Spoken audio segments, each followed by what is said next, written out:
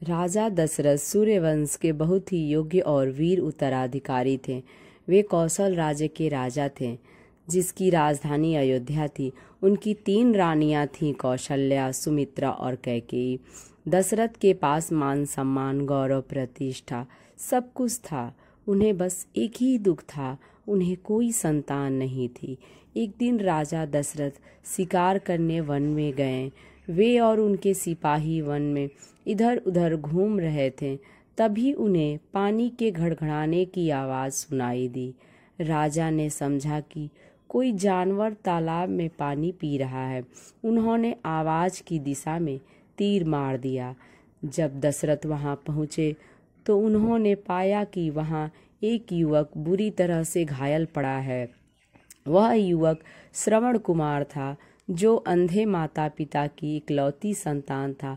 वह अपने प्यासे माता पिता के लिए पानी लेने आया था।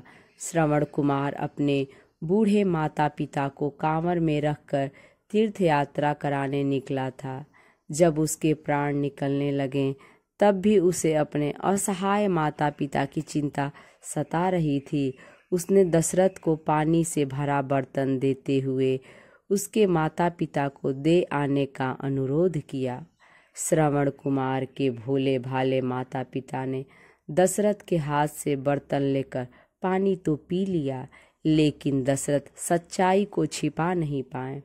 उन्होंने श्रवण के माता पिता को बता दिया कि अनजाने में उनके बाण से श्रवण की मृत्यु हो गई। अपने पुत्र की मृत्यु के समाचार से वृद्ध दंपति स्तब्ध रह गए। उन्होंने दशरथ को पुत्र शोक का श्राप दे दिया, जिसका अर्थ था कि वह भी पुत्र के वियोग में अपने प्राण त्यागेंगे। वर्षों के बाद इसी श्राप के कारण राम को वनवास मिला और उनके वियोग में दशरथ ने अपने प्राण त्याग दिए। राजा दशरथ का कोई भी उत्तराधिकारी नहीं था, इसलिए वे बहुत दुखी रहते थे। एक दिन वशिष्ठ ऋषि ने राजा को अश्वमेध यज्ञ करने की सलाह दी। इसी बीच रावण ने ब्रह्मा से अमर होने का वरदान पा लिया और वह स्वर्गलोक और पृथ्वी पर उत्पात मचाने लगा था। देवताओं ने विष्णु से सहायता मांगी। जब अश्वमेध यज्ञ हो रहा था, तभी तेजस्वी आकृति प्रकट हुई और उसने दशरथ को देवताओं की ओर से खीर से भरा एक बर्तन दिया। दशरथ ने वह खीर अपनी 3 पत्नियों कौशल्या, कैकेयी और सुमित्रा को दे दी।